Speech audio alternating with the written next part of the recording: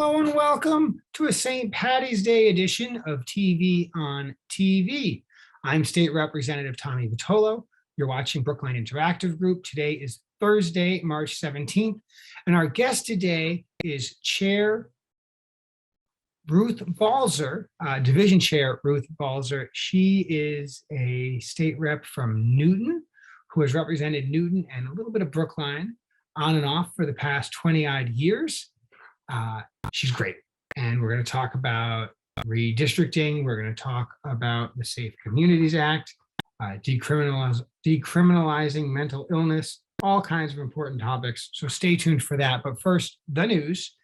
Yesterday morning, President Zelensky addressed Congress as Russian forces encroach on Kiev. Later, President Biden announced $800 million in funding for new security aid to Ukraine. Pfizer and BioNTech are seeking emergency authorization from the FDA for a second booster shot of the COVID-19 vaccine for adults 65 years of age or older. A bill filed by Senator Ed Markey to make daylight savings time permanent year-round passed the United States Senate yesterday. It now heads to the House of Representatives.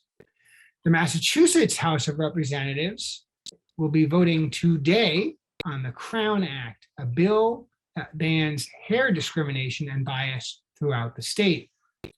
Yesterday, a home rule petition filed by yours truly that would allow Brookline's representative town meeting to continue to meet in a hybrid fashion rather than exclusively in person was reported favorably by the Joint Committee on Election Laws. There are several challenging steps ahead on the journey for it to become adopted law, but it is a promising result. Massachusetts recently reported 502 cases of COVID-19, the lowest daily case rate since early August. State police have identified a suspect who will be facing charges in Brookline District Court for 3 hit and runs in Brookline. Brookline's ARPA submission review subcommittee has begun to review local funding proposals. Applicants have until this Friday to apply for the first round of funding.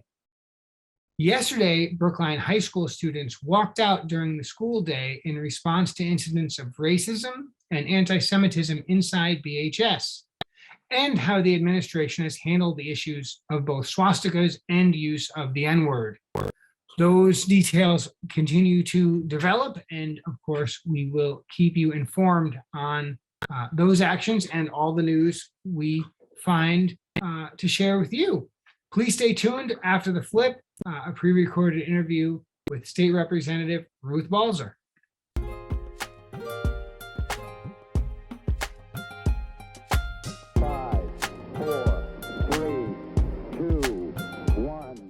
And as I mentioned, we have a fabulous guest today. We have my friend and colleague, Chair Ruth Balser from Newton. Ruth, thanks for coming all the way virtually into Brookline to join us today on Brookline Interactive Group. Thanks for having me. I'm really glad to be on the show with you today. And we're going to tell folks, we're going to give you the chance to tell folks all about you and all that's going on. But let's start just by bringing the viewers up to speed. What have you been doing your whole life? Tell us about you. My whole life. Okay, well, one of the things I like to mention when people ask me that is that I'm a clinical psychologist by profession, and I've always been very proud that I'm the first psychologist to ever have served in the Massachusetts legislature, which is why I work a lot on mental health public policy. But I think of myself as kind of having been blessed to have had two meaningful careers. The first was as a mental health professional, which I did for many years. And then I became a state legislator and really, love working on policy issues to help make Massachusetts a better place and to help work with people in my community to make our neighborhood a better place. Before I ran for the legislature, I was on the Newton Board of Aldermen. And so then I focused, of course, on municipal issues. During those years, I was doing both. I was practicing psychology by day and going to Newton Board of Aldermen meetings in the evening And of course, on top of that, and most importantly, I was raising my two sons, who are now grown adults and college professors, both of them. Now, when you were first elected to the legislature, my recollection is the late 90s, but I'm sure you can fill us in on the details. Right. I think it's true that you were representing Newton and Brookline, and then you were just representing Newton. And now, starting next year, if you're fortunate enough to be reelected, maybe you're going to be representing Brookline again. Tell us what the heck I'm talking about. Right. Well, you are right. I first ran for the state legislature in 1998. And at that time, the district that I was running in included, I guess you could say, the eastern half of the city of Newton and precinct 15 of Brookline. And I enjoyed representing both when I was elected, representing both Brookline and Newton. But then when redistricting came along, and just, of course, but to remind the viewers, every 10 years we're required by the Constitution to adjust our district lines to match up with population shifts. The redistricting then removed the Brookline precinct from the district that I represented. And actually, for 20 years, it was an all Newton district. They did a funny thing, which was they switched it from being the eastern half to being the southern half. They kind of turned the map. So there was a big change, but it was an all Newton district. And now we've just done redistricting again. So it's my third redistricting since I've been serving. And this time, the district that I'm running in, the 12th Middlesex district, will again be a Newton Brookline district, but now there will be even a bigger proportion of it in Brookline. Not only will it include precinct 15, but it will also include precinct 14 and also part of precinct 5.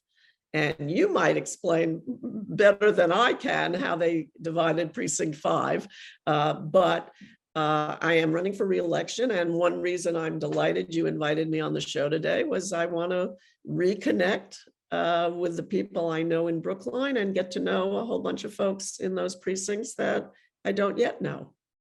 And I can't wait for you to meet. I've reconnected with folks. Some folks already, particularly those who are still in precinct 15. To clarify for viewers, the precincts you mentioned are the old precincts, the precincts from 2012 to 2022. The new precincts that your district includes are 15, part of 14, part of 13, and part of 5. I know it's, and the reason is that the legislature, of course, had to do its redistricting on a time frame that was sooner than the local government, and the delays in the census due to COVID sort of threw a wrench in the process. But the legislature had to move quickly to comply with the Constitution, and so many of the district lines were drawn using the old precincts. But then the town redrew the precinct lines because it has to do that every 10 years as well. And so, it'll all make sense when voters get to the polls, and we'll make sure that the candidates are talking to the folks in their district and not on the wrong side of the street, so to speak. But we're talking about streets, and we're talking about, getting the work done and where the rubber meets the road. And tell us about where the rubber meets the road with Hammond Pond Parkway. I know on the Newton side, there's been some stuff happening, but of course, Hammond Pond Parkway also is on the Brookline side. Give folks a sense of what's going on there and what your role is and what we should expect coming soon. Well, I should mention that for years, I had constituents who were eager to make Hammond Pond Parkway a more pedestrian and bicycle-friendly roadway, because, as you know, it's surrounded on both sides by woods, and it's very wide. And anyway, I years ago actually was successful, including an amendment in a transportation bond bill to do a study to propose, those kinds of changes. Anyway, fast forward to now, And I would certainly overstate it to say that that amendment of mine was the only, but it was one of a lot of voices talking about, let's do something. And DCR, the Department of Conservation and Recreation, has a big plan to really improve bike and pedestrian access at all the parkways. And Hammond Pond Parkway is going to be the first and kind of the model for some future planning. And so there is a plan to narrow the traffic lanes, which is to say, turn it from 4 lanes to 2, and create instead a multi-use pathway. Now, the first go-round of it will just go from Route 9 north to Beacon Street. It won't come down south to the part of like the neighborhood I live in. By the way, in the redistrict, I should mention that I live only 1 block over from Precinct 15 in Brookline. I practically live in Precinct 15 in Brookline. So those of us who drive on Hammond Pond Parkway south from Route 9 down to the Horace James Rotary, that's for a later phase. But this first phase will impact that route north of Route 9 to Beacon Street.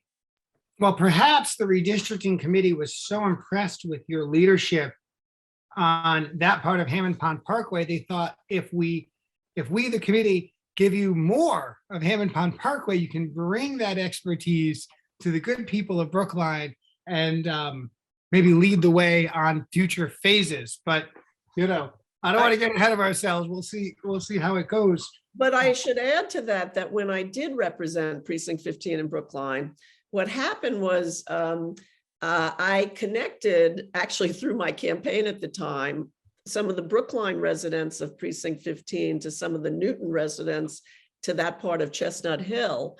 And they actually formed a group, which they called the Chestnut Hill Village Alliance back then. And we worked together. They were Brookline and Newton neighbors. We worked on trying to protect the water quality at Hammond Pond, and we're actually successful. We got together, that group. We had some staffing from the city of Newton helped us out, and we got some federal grant money that actually did make some improvements to Hammond Pond. So I look forward, if I am lucky enough to be reelected and represent those folks in Brookline, I look forward to working again with folks in those neighborhoods on neighborhood issues like Hammond Pond Parkway, like Hammond Pond, and anything else. I do a lot with trying to improve and protect the parks in the neighborhoods that I represent. Well, not just the neighborhoods, you do a lot with trying to protect the parks across the whole state. And I know that because I supported an amendment you filed that was successfully included. And this is I'm going to get it right, the Public Lands Preservation Act, right? So why don't you tell us about this statewide policy you've been working on and really moving the ball forward on, because I think it's really great law. Yeah, thank you. It's a bill I have worked on for many years, which the House has now passed, and thank you for your support. It's called the Public Lands Preservation Act. And I think my involvement is because, just on a personal level, I love walking outdoors in parkland. I like working in the local neighborhoods on parks, like we mentioned. And I also have expanded that to trying to protect all the parks in Massachusetts. And I like to explain to people that this legislation called the Public Lands Preservation Act, which has passed the House and is now being considered by the Senate, attempts to strengthen, or would strengthen, Article 97 of the state constitution. And I love telling people about Article 97 of the state constitution, because most people, I think, don't know about it. But it's very, to me, moving and beautiful that our state constitution, in addition to giving us things like freedom of speech and freedom of press and equal rights, it gives us the right to clean air and clean water and protected open space. That is an actual constitutional right in Massachusetts. Now, in Article 97, which protects our public open space, there's a little bit of a loophole. It says that by a 2/3 vote of the legislature, the use can change. So while most of us think of conservation land as protected in perpetuity, there actually is an opportunity to dispose of the land for some kind of development. Now, it has been the policy of our Executive Office of Environmental Affairs for many years to have a no net loss policy, which is to encourage, if a community were to decide to build on a park, the idea, and try to get a 2/3 vote of the legislature, the idea in the no net loss policy is they would have to replace it with land of equal environmental value as well as market value. And so that's been a policy, and it's encouraged, but it's not a law. And my bill would make that a law. It would say, if you're gonna build on parkland, you're gonna have to replace that land somewhere else in your community with, and that's a statutory requirement. The bill also requires public notice earlier in the process than happens now. So like neighborhoods, I'm sure this happens. Neighborhoods become very alarmed when they hear that their park is threatened. This would require an alternatives analysis and require public notice. So it's a really important bill. I'm so pleased it has now passed the House twice. You have supported it twice. I'm hoping our partners, in the Senate will move it along. That's right. I aspire to only support it twice, right? Yes. If necessary, I will support it a third time, but maybe twice is the charm. And it's no question, it's a bill that, our friends Arlene Madison and the Brookline Green Space Alliance are strong supporters of. They understand these pressures, and they've been fighting to preserve Brookline green spaces for decades. We're deep into the policy, into the weeds, but now we're going to move elsewhere. In part because of your professional background, in part because of your values, and in a large part because of your skills as a legislator, you've really been working in spaces of mental illness and addiction for folks who frankly don't have enough advocates. And you've been such a strong advocate. And I want you to talk a little bit about the policy proposals you've been working on around mental illness and addiction, because I think they're so important, and we simply just don't get enough airtime to talk about them. Well, thank you for asking. I have, throughout my years in the legislature, focused, as I mentioned, drawing on my own background as a clinical psychologist. I have focused a lot on mental health public policy. And over the years, I've worked hard and have helped pass legislation to achieve what we call mental health parity. And many people now know what that means, but for anyone who doesn't, it really just means making sure that anyone suffering from a mental health challenge would get the same attention, the same care as if they were struggling with any other medical condition. And we have passed laws to make things better, and we continue to do so. But one of the things to make sure that insurance covers access to mental health and addiction services. One of the things that's happened over the years as I've worked on these issues is I've become more involved with an overlapping area, which is criminal justice reform. And the reason for that is because, very sadly, so many people who suffer from mental illness or addiction or both get caught up in the criminal justice system. And so I have lots of bills to make sure, one, to try to expand access to services so people won't land in the criminal justice system, and also to improve the services in the system if people do land there. But I'd like, since you asked, to focus on one of the bills in particular that I am focused on, that's a top priority for me, which has to be with something we refer to as Section 35. Section 35 is the law in Massachusetts that allows a court to send someone involuntarily, civilly commit someone to involuntary treatment if their addiction is so severe that they're at serious risk of harm to themselves or others. The thing about Section 35 is, and we can all understand why someone who was so sick might be sent to involuntary commitment. But the thing about Section 35 is that Massachusetts is the only state in the country that when it civilly commits someone for addiction, its laws say they can be sent to a criminal justice facility rather than like a public health facility. So we are the only state in the nation who, by statute, it actually says, you know, if your Department of Public Health beds are full, you can send these folks to programs in jails and prisons. And that's where most of the men with this who are in voluntary commitment land. I say the men because several years ago, we in the legislature voted to prohibit sending women to prisons or jails, and the state developed new programs through the Department of Public Health, and that's where the women go. But the men still go to a place called Masac, and also a county prison out in Western Mass. And my bill would change the laws of Massachusetts to say if someone is civilly committed, they have to be sent to a healthcare facility and not a prison or jail. And this is a top priority for me because I just think I feel like the word criminal comes to mind. It's just criminal to be sending people who are sick to prison. These are folks who have committed no crime. They are just people who need care, who need treatment, and they shouldn't be in jail.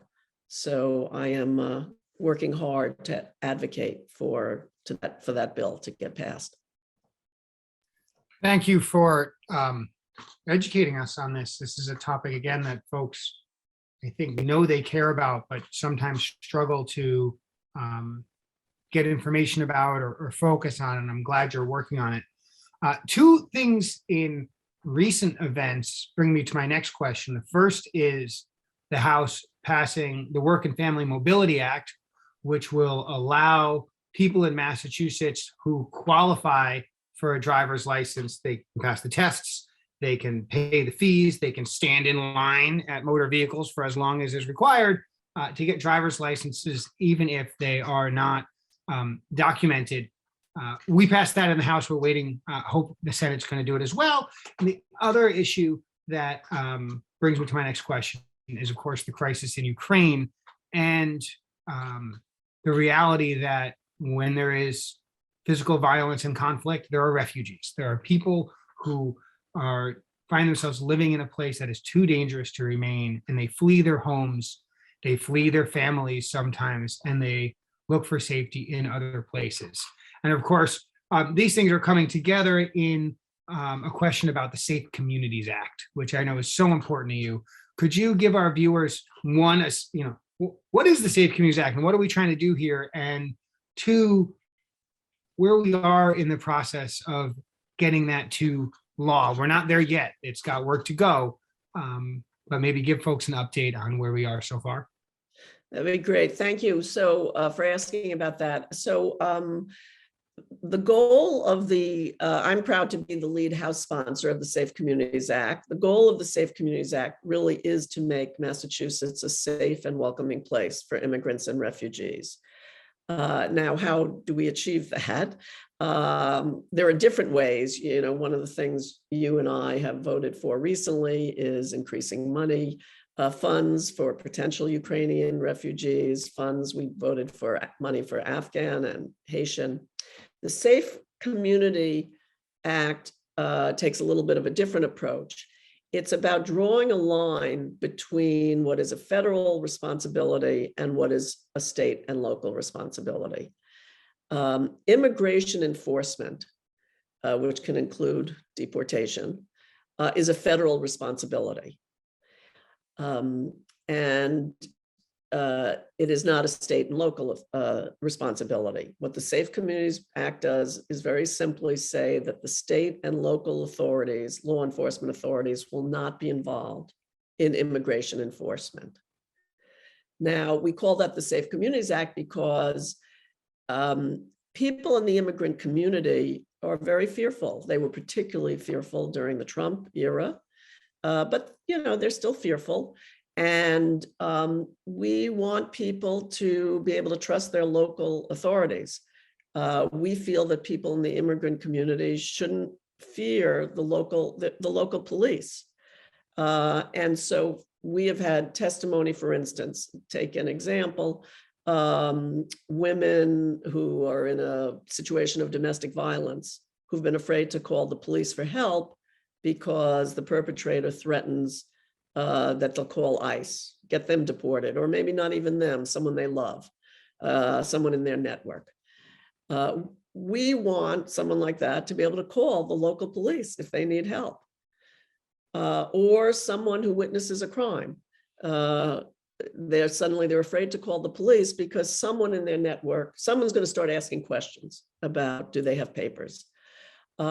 So I've worked with quite a number of police chiefs and some district attorneys who are big supporters of the Safe Communities Act, because they want law enforcement to be trusted by the community. And they don't want to do what's a federal job, which is to do enforcement. And just one more point about it, COVID made this even more of an important issue, because we were hearing from the medical community how people in the immigrant community were afraid to go for testing or even get vaccinated for fear that somehow someone will start asking, where were you born? What are your papers?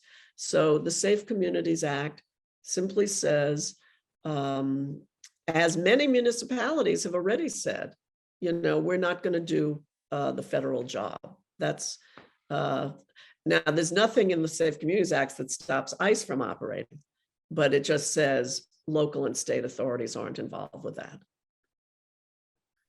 And the bill was filed again at the beginning of this session. Can you give us a status report on where the bill is, and fingers crossed, no predictions, but fingers crossed where it might be by the end of the session? So it's still in committee. Last session, I should mention, it did pass the Public Safety Committee. This session, it's still in the Public Safety Committee. It was given an extension. So I hope the extension means that the committee is still working on it and wants to move it forward. But it's unknown. It's unknown, whether or not it'll pass. As you pointed out, we did a big bill that people in the immigrant community cared about, the driver's license bill, and we're doing lots of funding, but I hope we do the Safe Communities Act too. I do as well. Chair, we've only got about a minute before we have to say goodbye. So I'm going to give you 30 seconds of last words and thoughts, and then we'll close. So just take the seconds to thank you for inviting me on the show. As I mentioned, I'm excited to be running for re-election in a district that includes a big chunk of Brookline. So I welcome the opportunity, and to say how much I enjoy working with you. And if I'm re-elected, we'll work even more together, because not only will we work on many of these big picture issues that we share, but also on local issues that the people of Brookline care about. So thanks again for having me. Thank you. And thank you to our viewers for watching Brookline Interactive Group. TV on TV loves to have you. We'll be back next week for another great episode. Until then, find something else to do that's productive with your time. We'll see you next week. Be well, everyone.